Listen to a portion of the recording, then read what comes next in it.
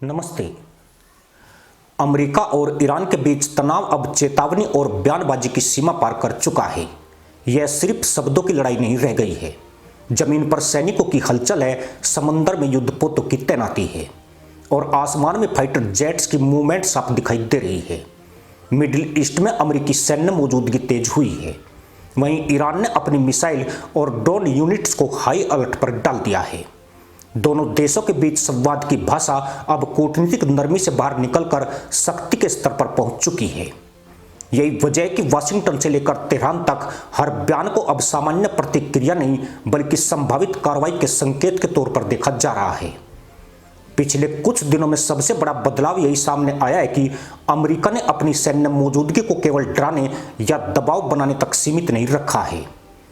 अमेरिकी नौसेना के युद्धपोत, एयरक्राफ्ट कैरियर ग्रुप और फाइटर जेट्स की गतिविधियां साफ बता रही है कि अगर हालात बिगड़ते हैं तो अमेरिका के पास तुरंत जवाब देने की पूरी तैयारी है। यह तैनाती अचानक नहीं हुई है। इसके पीछे हफ्तों से चल रही इंटेलिजेंस रिपोर्ट, ईरान के बढ़ते तेवर और क्षेत्र में पहले से मौजूद तनाव की लंबी कड़ी है। अब घटनाक्रम को क्रम से देखा जाए तो सबसे पहले ईरान का रुख बदला। हाल के हफ्तों में ईरानी नेतृत्व की भाषा पहले से कहीं ज्यादा आक्रामक नजर आई। ईरान ने खुले तौर पर यह संकेत दिया कि अगर अमेरिका या उसके सहयोगियों ने किसी भी तरह की सैन्य कार्रवाई की तो जवाब सीमित नहीं रहेगा।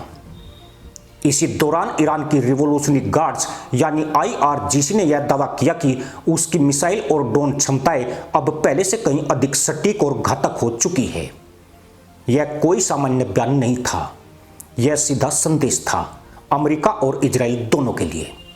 इसके जवाब में अमेरिका ने कूटनीतिक भाषा को बनाए रखते हुए सैन्य संकेत देना शुरू किया।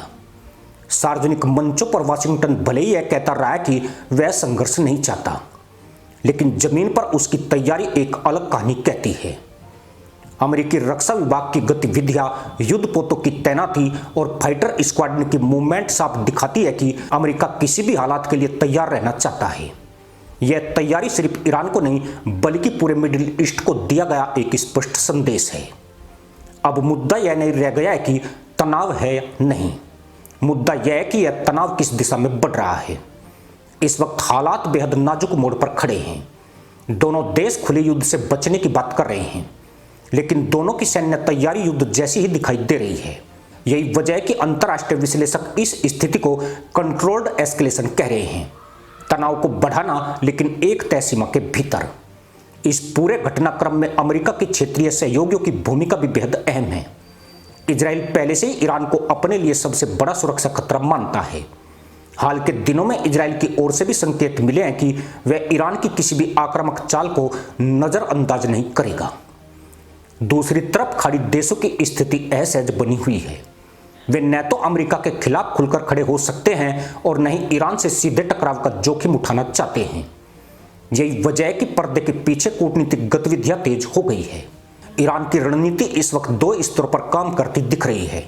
पहला स्तर सीधा संदेश। ईरान यह दिखाना चाहता है कि वह कमजोर नहीं है और किसी भी हमले का जवाब देने की क्षमता रखता है। दूसरा स्तर प्रॉक्सी नेटवर्क। मिडिल ईस्ट में मौजूद ईरान के सहयोगी गुट, चाहे वे किसी भी इलाके में हों, इस तनाव का हिस्सा बन सकते हैं।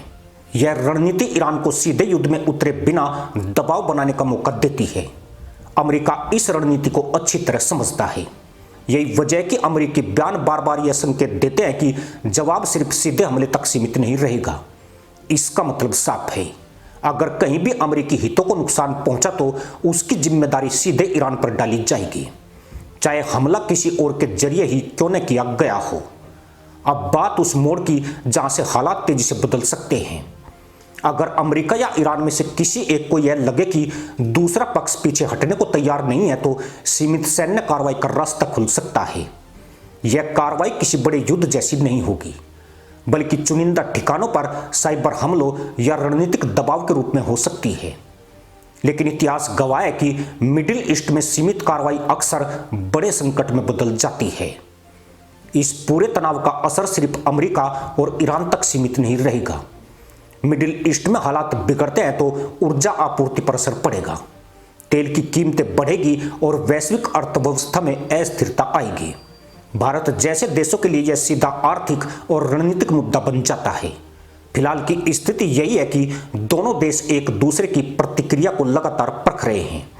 बयान आ रहे हैं, सैन्य अभ्यास हो रहे हैं, लेकिन कूटनीतिक चैनल पूरी तरह बंद नहीं हुए हैं। यह एक हाई स्टेक खेल है जहां हर चाल बेहद सोच समझकर चली जा रही है। आने वाले दिनों में 3 तस्वीरें साफ दिखाई देती है। या तो तनाव बना रहेगा लेकिन कोई सीधी कार्रवाई नहीं होगी, या फिर सीमित और प्रतीकात्मक सैन्य कदम उठाए जाएंगे ताकि ताकत का प्रदर्शन किया जा सके।